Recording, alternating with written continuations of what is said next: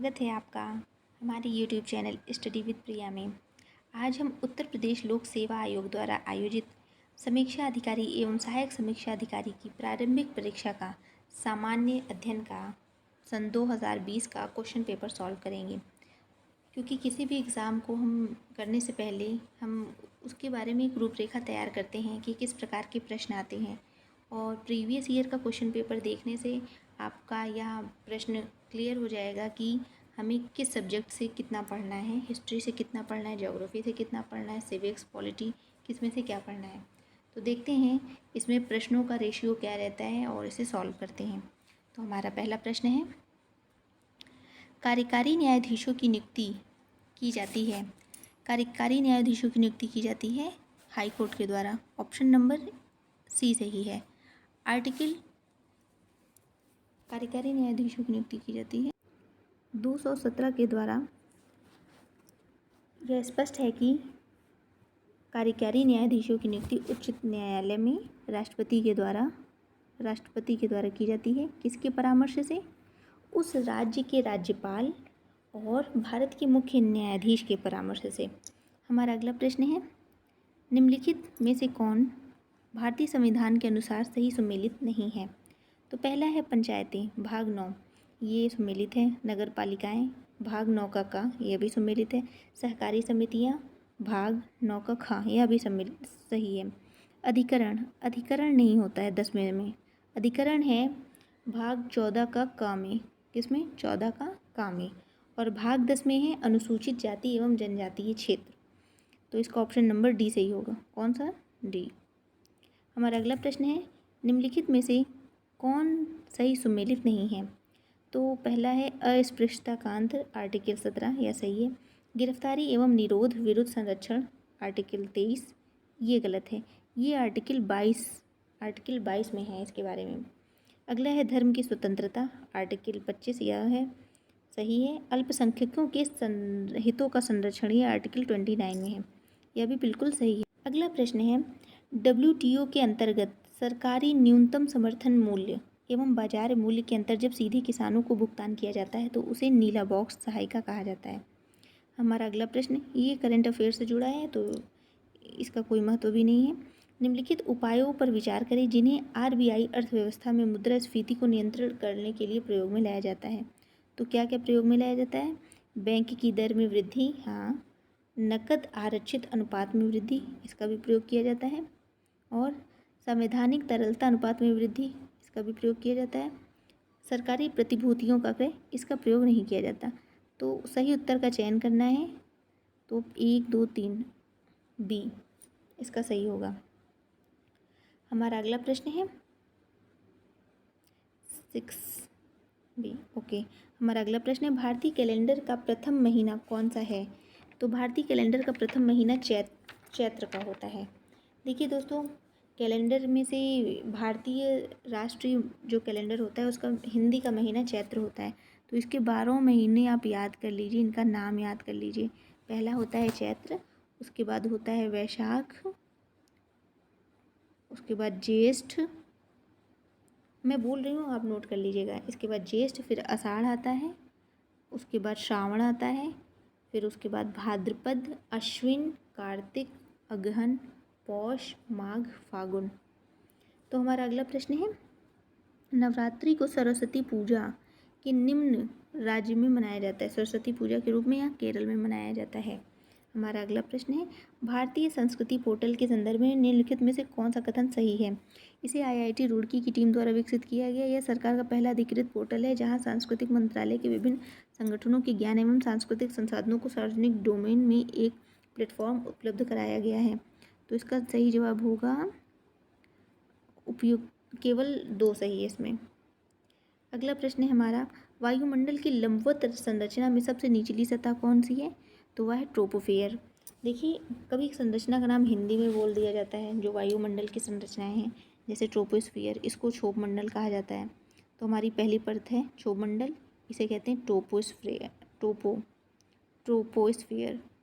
ये कितने में फैला होता है? ये 8 से 18 किलोमीटर में फैला होता है। इसके बाद कौन सा आता है अपना? इसके बाद आता है समताप मंडल। समताप मंडल, उससे पहले क्षोभ मंडल, फिर उसके बाद आता है मध्य मंडल, इसके बाद आयन मंडल, फिर बाह्य मंडल होता है। हिंदी में इसको, इंग्लिश में बोलते हैं इसको ट्रोपो, क्या बोलते हैं, ट्रोपो। समताप मंडल को स्ट्रेटो बोलते हैं, स्ट्रेटोस्फियर। मध्य मंडल को मीजोस्फियर, आयन मंडल को आयनो, और बाह्य को एक्सोस्फियर बोलते हैं। तो इसको लाइन से याद करना बहुत ज़रूरी, कभी कभी इसका क्रम पूछ लिया जाता है, तो भी इसका जवाब होगा ट्रोपोस्फियर। निम्नलिखित अम्लों में से किस अम्ल का प्रयोग कार बैटरी में किया जाता है? तो ये हाइड्रोक्लोरिक है कि नहीं, इसका सल्फ्यूरिक एसिड होगा, H2SO4 का इस्तेमाल किया जाता है। हमारा अगला प्रश्न है, आलू के चिप्स पैकेट के थैलों में संकलित किए जाते हैं, तो इसमें नाइट्रोजन वातावरण में। अगला है, ठोस अशुद्धियों की शुद्धिकरण के लिए निम्नलिखित में से कौन सी प्रक्रिया उपयोगी नहीं है? तो इसमें आसवन की प्रक्रिया उपयोगी नहीं है, क्योंकि ऊर्ध्वपातन और क्रिस्टलीकरण ये सब ठोस के लिए हैं, जबकि आसवन नहीं है। अगला प्रश्न है, सफ़ेद प्रकाश में उपस्थित निम्नलिखित रंगों में से कौन सा रंग शीशा के प्रिज्म द्वारा सबसे कम विचलित होता है? तो हमें पता है विबग्योर होता है, विबग्योर 7 कलर। इसमें से जो रेड लाल है, इसका विचलन सबसे कम होता है, जबकि वायलेट बैगनी कलर का विचलन सबसे ज़्यादा होता है।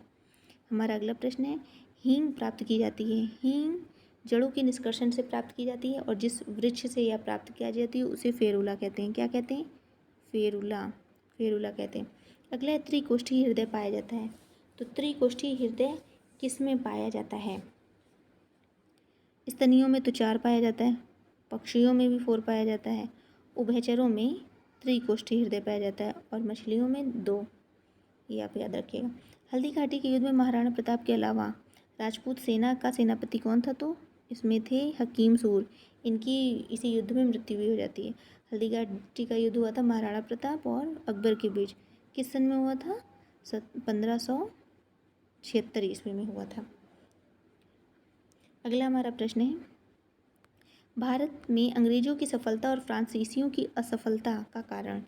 तो बंगाल की विजय से अपार धन और जनशक्ति का मिलना, अंग्रेजों की बेहतर नौसेना ताकत। तो इसमें दोनों सही होगा, क्योंकि इन्हीं दोनों के बाद ही अंग्रेजों ने भारत में सफलता पाई थी और फ्रांसीसियों ने असफलता। हमारा अगला प्रश्न है, राजद्रोह सभाओं को रोकने की का अधिनियम इस कौन सा सही सुमेलित नहीं है? तो इसमें से ऑप्शन ए सुमेलित नहीं है, क्योंकि ये 1907 में हुआ था, ना कि 8 में हुआ था। अगला है, और इसमें देख लेते हैं, ये भी इम्पोर्टेंट है, विस्फोटक पदार्थ अधिनियम 1908 में आया था, भारतीय फौजदारी कानून संशोधन अधिनियम 1908 में आया था, समाचार पत्र अधिनियम 1908 में आया था, यह भी याद रखिएगा। अगला है हमारा, सूची 1 को सूची 2 से मिलाना है। रंपा विद्रोह कब हुआ था?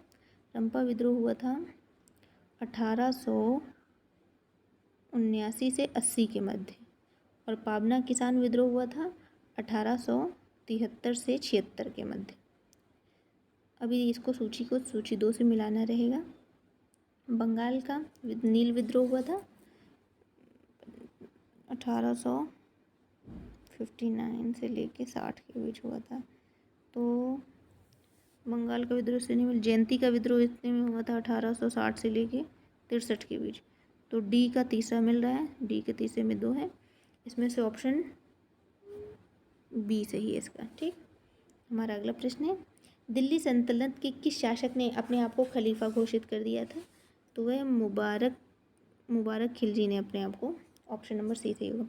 हमारा अगला प्रश्न है, निम्नलिखित में से कौन आज़ाद हिंद फौज से जुड़े हुए नहीं थे? तो ये BC दत्त हैं, नहीं जुड़े हुए थे।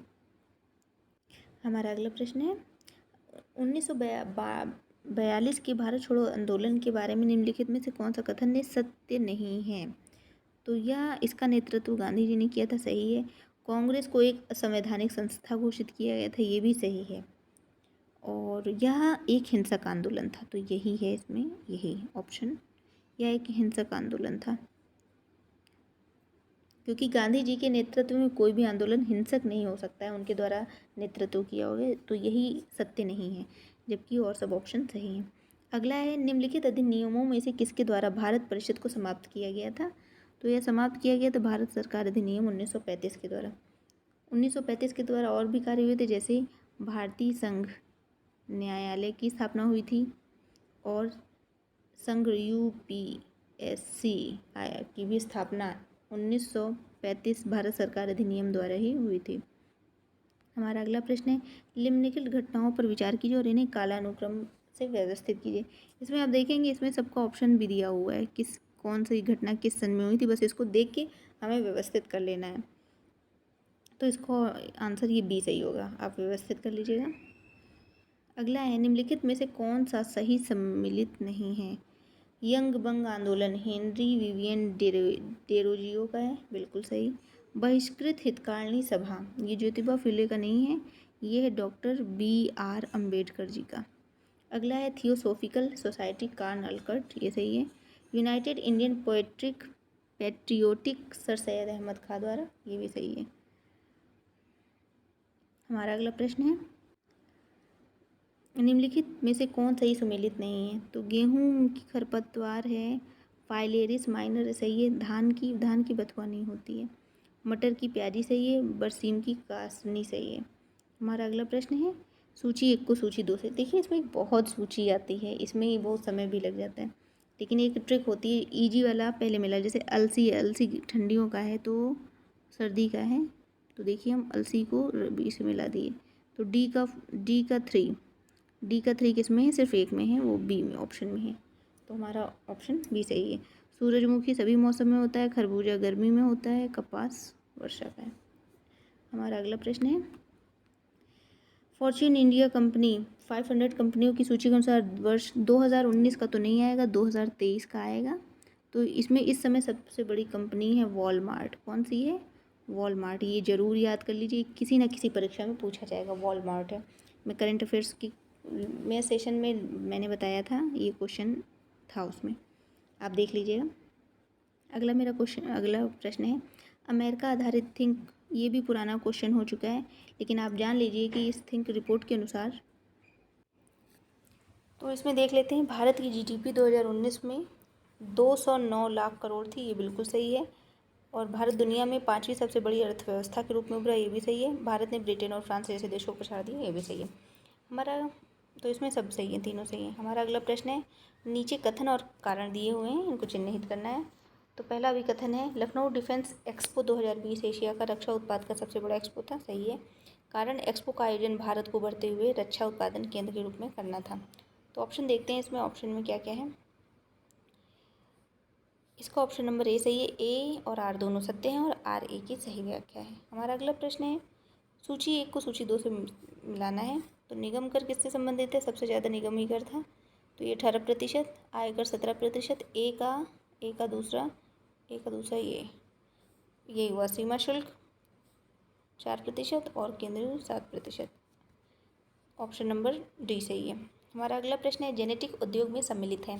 तो जेनेटिक उद्योग में क्या सम्मिलित है, इसमें मछली पकड़ना, कृषि सम्मिलित है। अगला प्रश्न है 34, निम्नलिखित नदियों को, भारत की नदियों में कौन कर्क रेखा को 2 बार काटती है। तो यह माही नदी है जो भारत में बहती है और 2 बार काटती है कर्क रेखा को। इसके बारे में और भी कुछ इम्पोर्टेंट फैक्ट ये हैं कि यह पश्चिम भारत की प्रमुख नदी है, साथ ही एमपी के धार जिले के विंध्याचल श्रेणी से बहती है और ये 3 राज्यों में बहती है, MP, राजस्थान और गुजरात में। कहाँ, गुजरात में बहती है। हमारा अगला प्रश्न है, निम्नलिखित जनगणना वर्षों में किसे भारत के जनांकीय इतिहास में महाविभाजक के रूप में जाना जाता है। तो 1921 है, इसको महाविभाजक के रूप में जाना जाता है।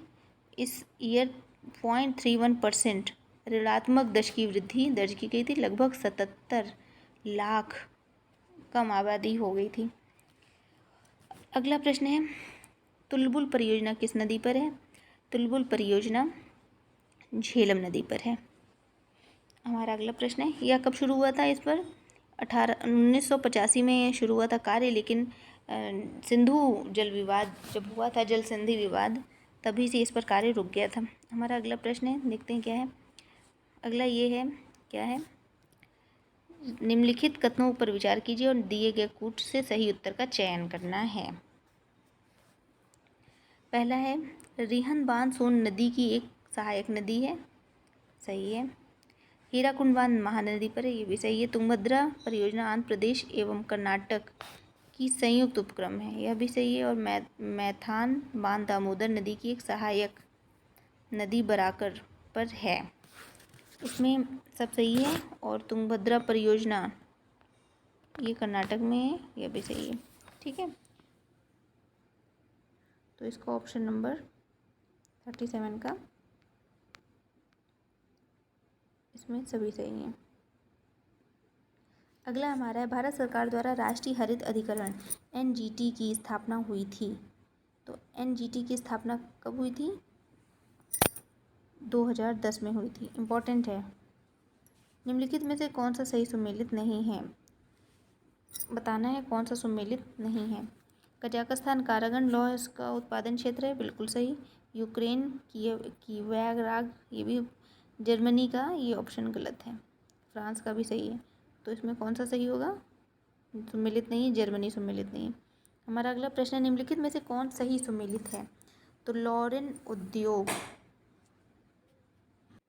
अगला प्रश्न है, निम्नलिखित में से कौन एक सुमेलित सही सुमेलित है? तो इसमें से रूर औद्योगिक प्रदेश जर्मनी, ये सुमेलित है। लॉरेन औद्योगिक प्रदेश ये है फ्रांस में। कहाँ है? ये फ्रांस में है। और ब्रिस्टल औद्योगिक प्रदेश ये UK में है, जबकि सैक्सोनी औद्योगिक प्रदेश ये जर्मनी में है। कहाँ है? जर्मनी है, आप नोट कर लीजिएगा। तो हमारा अगला प्रश्न है, निम्नलिखित में से कौन अफ्रीका के पश्चिमी तट पर स्थित नहीं है? तो इसमें से बोत्सवाना नहीं स्थित है। अगला प्रश्न है, वन अनुसंधान संस्थान स्थित है, तो यह कहाँ पर स्थित है? यह देहरादून में स्थित है। इसकी स्थापना 1906 में हुई थी। 1906 में इस वन अनुसंधान की स्थापना देहरादून में। हमारा अगला प्रश्न है, भारत का ओशनिक नेशनल पार्क कच्छ में है, गुजरात के कच्छ में। कहाँ? गुजरात के कच्छ में। हमारा अगला है, भारत की पहली semi high speed train Vande Bharat चलाई गई थी वाराणसी से नई दिल्ली के बाद। इसको ट्रेन 18 भी कहा जाता है। अगला प्रश्न है, भारत के निम्नलिखित नगरों में से किसमें देश का प्रथम कृत्रिम रबड़ संयंत्र लगाया गया था? तो यह पानीपत में लगाया था, 2013 में लगाया गया था। अगला प्रश्न है, भारत की सबसे बड़ी तेल शोधनशाला कहाँ पर है? तो यह है जामनगर में। कहाँ है?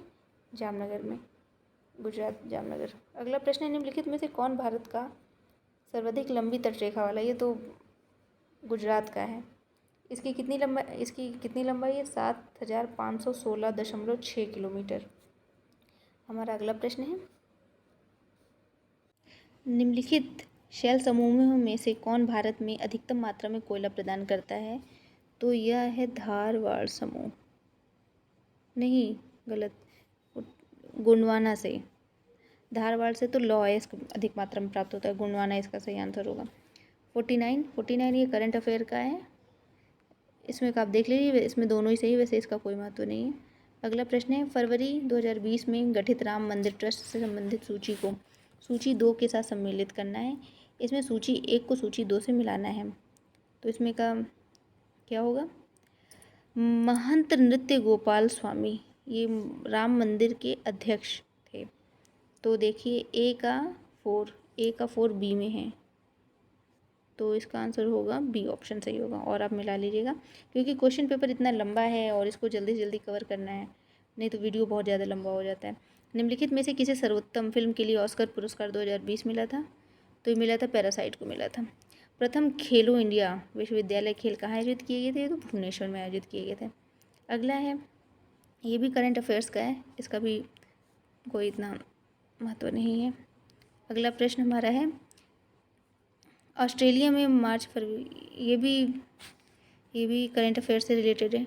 कुष्ठ रोग के खिलाफ किए गए प्रयासों हेतु व्यक्तिगत श्रेणी में अंतर्राष्ट्रीय गांधी पुरस्कार 2020 किसे मिला है?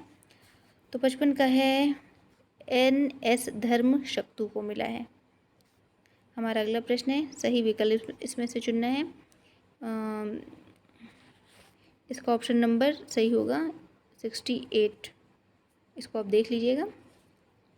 हमारा अगला प्रश्न है 57, सही युग्म का चयन करना है। दोनों शब्दों में एक दूसरे से वही संबंध होगा जैसा नीचे, जैसे डायनासोर का ड्रैगन से है, तो इसमें सैनिक गोरिल्ला।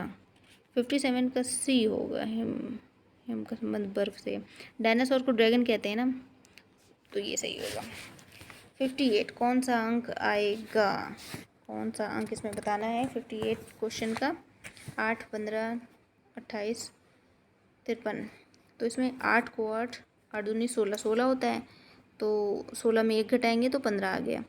फिर 15, 15, 15, 15 दूनी 30, 30 में से फिर 2 घटाएंगे तो 28 आ जाएगा। ऐसे ऐसे करते करते इसमें 102 आएगा आंसर इसका। अगला हमारा प्रश्न है 59। 59 का ऑप्शन नंबर इसमें मैं बता देती हूँ, आप कर लीजिएगा। सी, इसमें 10 आएगा। अगला प्रश्न है मोहित अपने घर से पश्चिम की ओर 15 किलोमीटर गया। पहले बना लिया कीजिए, ईस्ट, वेस्ट, नॉर्थ, साउथ। तो कहाँ गया वो, अपने घर की ओर से 15 किलोमीटर पश्चिम गया, तो 15 किलोमीटर पश्चिम गया। फिर वो बाईं ओर मुड़ गया 20। फिर वो पूर्व की ओर मुड़कर 25 चला। फिर वो अंत में 20 किलोमीटर फिर चला। तो वो अपने घर से कितनी दूरी पर है, तो इसका आंसर है 10। इसका आंसर है 10 किलोमीटर। ठीक। अगला हमारा प्रश्न कौन सा है, निम्नलिखित में से कौन सी संख्या अन्य 3 से भिन्न है। तो इसको आप सॉल्व कर लीजिएगा, मैं सबका आंसर बता देती हूँ। इसका 13 आंसर होगा। 62 इसका आंसर ससुर उसका होगा, संबंध का है। ये उत्तर प्रदेश में किसान समृद्धि आयोग का गठन किस वर्ष हुआ था, तो इसका आंसर होगा 2017 में इसका गठन हुआ था। अगला प्रश्न है जनपदों में से किसमें सबसे साक्षरता दर सबसे कम है, इन जनपदों में से किसमें, तो इसका होगा ऑप्शन नंबर बी, श्रावस्ती। इसका आपको देख लीजिए, पहले श्रावस्ती है सबसे कम, उसके बाद बहराइच आता है, बहराइच, उसके बाद बलरामपुर, उसके बाद बदायूं, फिर रामपुर। ये आप नोट कर लीजिएगा। अगला है 65 उत्तर प्रदेश राज्य में कुल सिंचित क्षेत्र का नहर सिंचाई क्षेत्र कितने प्रतिशत है। 65 का ए होगा 30% है। अगला प्रश्न है सूची 1 को सूची 2 से मिलाना है। तो पहला हमारा सबसे इजी खेल का सामान कहाँ रहता है, मेरठ। सी का 1, तो किसी में सी का 1 है तो बी ऑप्शन सही है, 66 का बी। और पीतल का सामान मुरादाबाद, इसे ब्रॉन्ज की वो भी कहा जाता है सिटी। और माचिस का किस में है, बी का 4 है, बरेली। लकड़ी की नक्काशी सहारनपुर। ठीक। अगला हमारा प्रश्न है उत्तर प्रदेश के मुख्य लोकगीत हैं, तो इनके हैं बिरहा, चैत, चैती, ढोला। उत्तर प्रदेश के प्रमुख लोक नृत्य कौन से हैं, तो ये हैं चारकुला, कर्मा, पांडव। अगला है, ये सब यूपी स्पेशल के प्रश्न हैं। व्यापार सुविधा केंद्र एवं क्राफ्ट म्यूजियम की स्थापना उत्तर प्रदेश के जनपद में हुई, तो इसकी स्थापना हुई थी वाराणसी में। कहाँ, वाराणसी। हमारा अगला प्रश्न है इफ़को यूरिया कारखाना उत्तर प्रदेश के निम्नलिखित में से किस स्थान पर है, तो ये आंवला में है। निम्नलिखित में से कौन सा एक सुमेलित नहीं है, तो इसमें सुमेलित क्या नहीं, नागरिकता सुमेलित है भाग 2 से, संघ क्षेत्र सुमेलित नहीं है, ऑप्शन नंबर बी, जबकि सब सुमेलित हैं। हमारा अगला प्रश्न है अभिकथन है उसका कारण है। अभिकथन क्या है, राज्य की कार्यपालिका शक्ति का प्रयोग संसद के कानूनों और राज्यों में लागू कानूनों का पालन सुनिश्चित करने हेतु होता है। और कारण इसका क्या है, अपनी कार्यपालिका शक्तियों का प्रयोग करके भारत सरकार राज्यों को आवश्यक निर्देश दे सकती है। तो यह ए और आर दोनों सही है, आर ए की सही व्याख्या करता है। हमारा अगला प्रश्न है सूची 1 को सूची 2 से मिलाना है। सबसे पहले तो दा से 10, दा से दल परिवर्तन, तो इसको डी को 2 से मिलाइए, डी को 2 से। अब देखिए डी को 2 से डी, ऑप्शन डी है। तो हमारा ऑप्शन नंबर 7वीं अनुसूची में क्या है, 8वीं अनुसूची में तो भाषा था, बी का पहला, सी का 4 7वीं अनुसूची में कुछ अधिनियम विधिमान नहीं करें, और 9वीं अनुसूची में संघ एवं राज्य समवर्ती सूचियाँ हैं। हमारा अगला प्रश्न है निम्नलिखित में से कौन सा सही सुमेलित नहीं है, तो इसमें से कौन सा सही सुमेलित नहीं है, अंतर राज्य परिषद ये सुमेलित है 1990, राष्ट्रीय विकास परिषद 1954, केंद्रीय सतर्कता आयोग राष्ट्र परिषद 1954 नहीं है, 1952 है, यही 52, यही इसका आंसर यही होगा, 52, 1952 होगा। जबकि केंद्र सतर्कता आयोग सही है और राष्ट्रीय मानवाधिकार आयोग 1993, यह भी सही है। हमारा अगला प्रश्न है, अभिकथन एक और दूसरे कारण से चिन्हित किया गया है, अब इसमें बताना है आपको। अभिकथन एक क्या है, जब एक देश के भुगतान उसके व्यापार में वस्तुओं, सेवाओं, स्थानांतरण एवं विशुद्ध आय की प्राप्तियों से अधिक हो जाते हैं तब उसे चालू खाता घाटा कहा जाता है। इसका कारण क्या है, चालू खाता घाटा तब होता है जब एक देश वस्तुओं, सेवाओं एवं पूंजी का अधिक निर्यात करता है। तो इसमें सही उत्तर का चयन करना है। तो इसमें पहला अभिकथन एक तो सही है किंतु दूसरा गलत है, तो ऑप्शन नंबर सी सही हो जाएगा। हमारा अगला प्रश्न है, हरित बॉन्ड के संबंध में निम्नलिखित में से कौन सा कथन सत्य नहीं है। तो इसका हरित बॉन्ड स्थिर ब्याज प्रतिफल का अल्पकालिक परिपक्वता निवेश, यह गलत है। जबकि हरित बॉन्ड वित्तीय बाजार का नवाचार है, ये भी सही है। हरित बॉन्डों को सर्वप्रथम 2007 में यूरोपीय निवेश कोष से जारी किया था, ये भी सही है। और केवल जलवायु मित्र परियोजनाओं में होता है, ये भी सही है। तो ऑप्शन नंबर इसका होगा डी, ये असत्य है। हमारा अगला प्रश्न है, डिफेंस एक्सपो और उसके स्थान को विभिन्न वर्षों के साथ साथ सम्मिलित कीजिए। डिफेंस एक्सपो आप याद कर लीजिएगा किस वर्ष कहाँ कहाँ हुए हैं, ये बहुत इंपॉर्टेंट है। तो इसमें चलिए हम लोग मैच कराते हैं कि 2016 का हुआ था दक्षिणी गोवा में, तो फिर ए का दूसरा किस में है, 2 में है।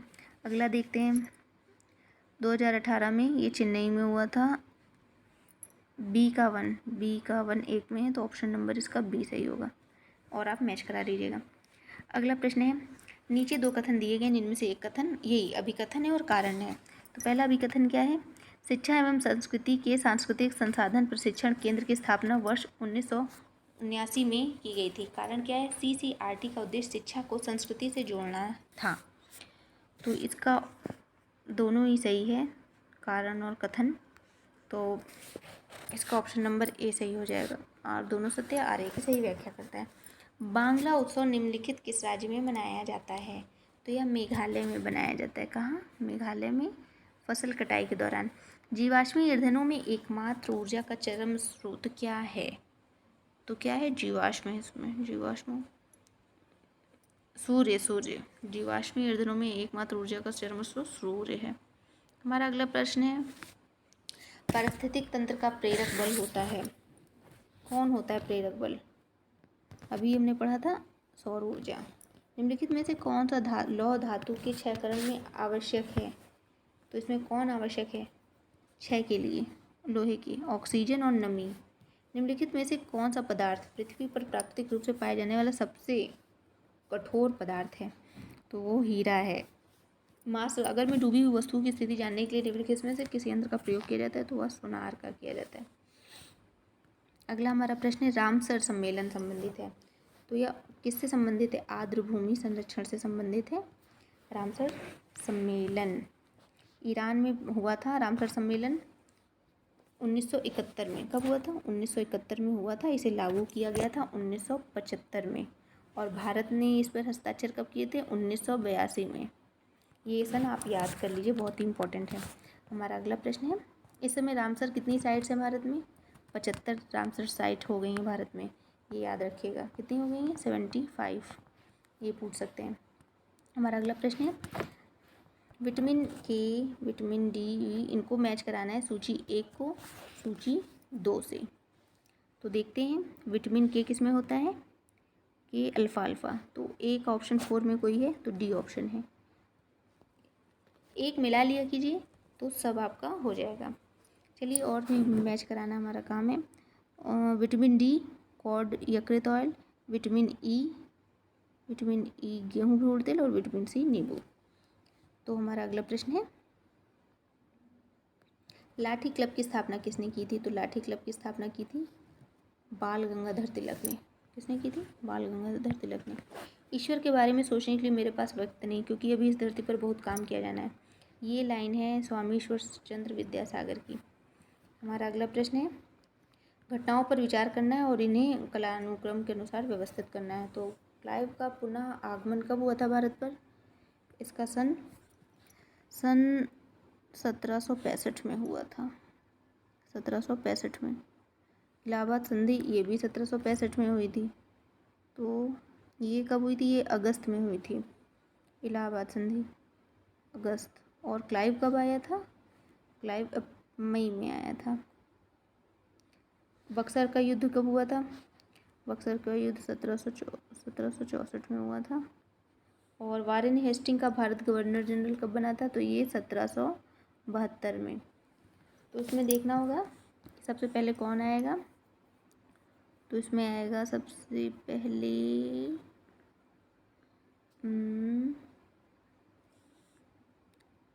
सबसे पहले कौन सा होगा? 64 में, 64 65, हाँ तीसरा होगा। तो तीसरे तो 2 में भी है। फिर इसके बाद क्या है? अगस्त मई एक आएगा इसके बाद। ये ऑप्शन नंबर 20 का सही है। ठीक है, हमारा अगला प्रश्न है, इलाहाबाद संधि अभी हमने देखा था 1765 में हुई थी। इसको मैच कराइए, ए का चौथा एक में बी ऑप्शन, और आप मैच करा लीजिएगा। ठीक, रज्मनामा किस हिंदू ग्रंथ का फारसी अनुवाद है? तो रज्मनामा महाभारत का फारसी अनुवाद है। इसे किसने कराया था? अकबर ने कराया था। कब कराया, किससे कराया था? 1574 ईस्वी में इसने मकतब खाना का प्रारंभ किया था। अनुवाद घर इसे कहा जाता है, तभी इसने कराया था। और उनसे अब्दुल कादिर, नकीब खां और बदायूनी थे फारसी में अनुवाद। अगला हमारा प्रश्न है, निम्नलिखित युद्धों पर विचार कीजिए और उनके कालानुक्रम अनुसार इनको व्यवस्थित करना है। तो ये कन्नौज का युद्ध कब हुआ था? कन्नौज का युद्ध हुआ था 1540 में हुआ था। किसके किसके बीच हुआ था? हुमायूं और शेरशाह के बीच हुआ था। चंदेरी का युद्ध हुआ था 1528 में। तालीकोट का युद्ध हुआ था 1565 में। और चौसा का युद्ध हुआ था 1539, 40 से 1 साल पहले। तो इसे सही क्रम में व्यवस्थित करना है। तो सबसे पहले इसमें कौन आएगा? 1528 चंदेरी का युद्ध, बी ऑप्शन सही होगा। फिर उसके बाद चौथा आएगा 39 का, फिर 40 कन्नौज का युद्ध, फिर तालीकोट का युद्ध। अगला हमारा है, निम्नलिखित घटनाओं को उनके कालानुक्रम अनुसार व्यवस्थित कीजिए। ये भी घटनाएं इनको व्यवस्थित करना है। तो देखिए इसमें क्या हुआ है, गांधी इरविन समझौता ये हुआ था 1931 में। कब हुआ था? 1931 में हुआ था, मार्च में। पूना पैक्ट 1932 में हुआ था। पूर्ण राष्ट्रीय स्वतंत्रता की घोषणा हुई थी 1930 में, 30 में हुई थी। और उसके बाद सविनय अवज्ञा आंदोलन कब हुआ था? ये भी 1930 में हुआ था। अब 30 में आ गए हैं। अब इसका क्या करें? पूर्ण राष्ट्रीय ये जनवरी में हुआ था, तुरंत उसके बाद जो लाहौर अधिवेशन हुआ था। और ये सविनय अवज्ञा आंदोलन ये अप्रैल में हुआ था। तो फिर हमारा ऑप्शन कौन सा बनेगा? इसमें सबसे पहले कौन है? 30 अप्रैल नहीं जनवरी, तो तीसरा जिसमें होगा पहले ऑप्शन नंबर ए। ठीक, हमारा अगला प्रश्न है, कूट को सुमेलित करना है। इंडियन एसोसिएशन इसकी स्थापना किसने की थी? तो इसकी स्थापना की थी सुरेंद्र नाथ बनर्जी ने। पूना सार्वजनिक सभा की स्थापना किसने की थी? इन्होंने की थी, रनाडिनी ने। ए का टू तो सभी है, बी का थ्री, ए ऑप्शन सही हो गया। ठीक, अगला हमारा प्रश्न है, वीडियो बहुत ही लंबा होता जा रहा है।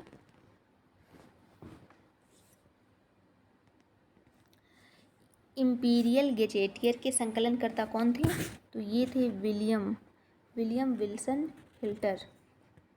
हंटर। इन्होंने किया था 1869 में। अगला है, सर्वोच्च न्यायालय के संबंध में कौन सा कथन सही है? कलकत्ता सर्वोच्च न्यायालय की स्थापना 1773 के रेगुलेटिंग एक्ट के द्वारा की गई थी, बिल्कुल सही। हेमिस्टर इस न्यायालय के मुख्य न्यायाधीश थे, ये गलत है। तो इसमें से कौन सा इसका सही हो जाएगा? केवल एक सही है। इसके बारे में बता दें, 1773 के दौरान ही सर्वोच्च न्यायालय की 1773 के दौरान की गई थी। तहत 1754 में फिर हुआ था। ये रेगुलेटिंग एक्ट के तहत की गई थी, ये बात सही है। फिर 1774 में इसकी स्थापना हुई थी। और इसमें के कौन थे मुख्य? इम्पे थे। एम्पे मुख्य न्यायाधीश थे। इनके साथ 3 और थे, चैम्बर्स, स्टेफन और हाइड। अगला हमारा क्वेश्चन है, प्रमाणित बीजों के थैलों पर प्रयोग किए जाने वाले टैग का रंग क्या होता है? तो वह नीला होता है। निम्नलिखित में से कौन सा एक सही सुमेलित है? इसमें से कौन सा सही सुमेलित है? तो इसका सहकारिता आंदोलन ये हुआ था, ये गांधी जी तो नहीं थे इसके। निकलसन ने किया था, निकलसन 1904 में। ये सन आप लिखते जाइए। इटावा पायलट का किया था अल्बर्ट मेयर, ये सही है। किस सन में किया था? 1948 में किया था।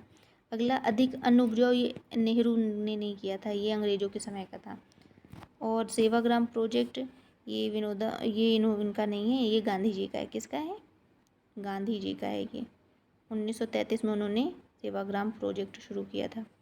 हमारा अगला प्रश्न है, निम्नलिखित में से कौन उत्तर प्रदेश के सर्वाधिक फसल क्षेत्र के अंतर्गत सही सुमेलित नहीं है? तो इसमें से कौन सा सुमेलित नहीं है, ये बताना है। तो इसमें से ये मक्का नहीं है, कानपुर का नहीं है, जबकि और सब सरसों आगरा, आलू फर्रुखाबाद और तिल हमीरपुर, ये सही सुमेलित है। हमारा अगला प्रश्न है, देश की पहली इंटरसिटी इलेक्ट्रिक बस सेवा फरवरी 2020 में पब्लिक प्राइवेट साझेदारी मॉडल के अंतर्गत शुरू करने वाला कौन सा राज्य है? तो इसका आंसर होगा महाराष्ट्र। ऑप्शन नंबर ए सही है। ये भी करंट अफेयर में ही आता है। अगला हमारा है, deposit insurance and credit guarantee निगम के संदर्भ में निम्नलिखित कथनों में से कौन सा कथन सही है? तो इसमें पहला क्या है, भारतीय रिजर्व बैंक एक सहायक बैंक है। 5 लाख की जमा इसके द्वारा बीमित है। तो इसमें से ये दोनों ही सही हैं, ऑप्शन नंबर सी सही होगा। अगला है, इसको मैच कराना है, कौन सा बैंक कैसा है। तो इंडियन बैंक कैसा है? यह एक सार्वजनिक बैंक है। ए का 4 2 में है। ICICI बैंक ये क्या है? ये एक निजी बैंक है। तो बी का तीसरा और ए का 4, तो डी ऑप्शन है इसका, ठीक। और सिटी बैंक क्या है? सिटी बैंक एक विदेशी बैंक है और शाश्वत बैंक एक सहकारी बैंक है। चलिए हम देखते हैं अगला प्रश्न। नीचे कथन और कारण दिए हुए हैं।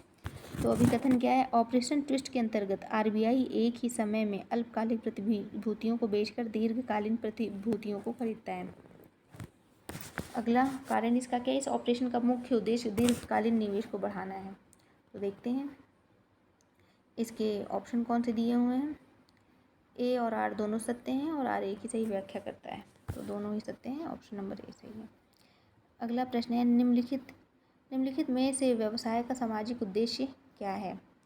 तो यह है रोजगार सृजन करना, 104 का बी। अगला प्रश्न है 105, 2011 की जनगणना के अनुसार निम्नलिखित राज्यों में से किसका नगरीकरण स्तर सबसे निम्न है? तो ये किसका है? 105 का ऑप्शन नंबर डी सही होगा, पश्चिम बंगाल का है। निम्नलिखित केंद्र शासित राज्यों में जरवा जनजाति का निवास स्थान अंडमान निकोबार है, डी ऑप्शन सही है। अगला प्रश्न है, इसको सूची 1 को सूची 2 से मिलाना है। तो जावर कहाँ है? जावर किस जगह पर? राजस्थान में है। इसका मिलेगा जस्ता, तो डी का 4 2 में है। जादूगोड़ा कहाँ पर है?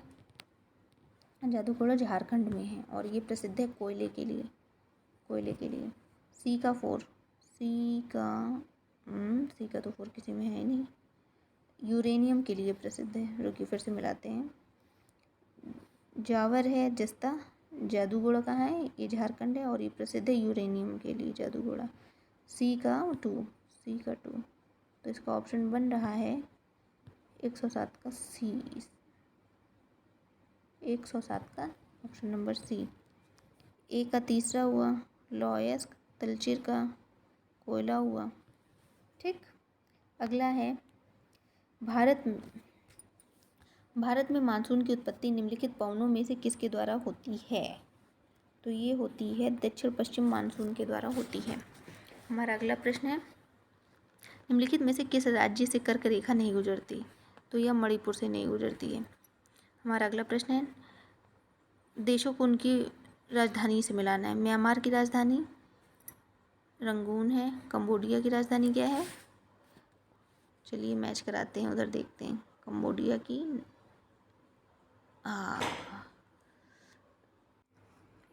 तो इसका ऑप्शन नंबर होगा सी सही।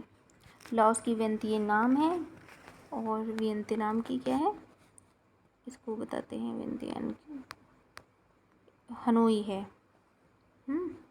अगला हमारा प्रश्न है, सूची को जो मिलाना रहता है तो ये बहुत मेहनत का काम रहता है। शत अल अरब नदी किस शहर में बहती है? बताइए। 111।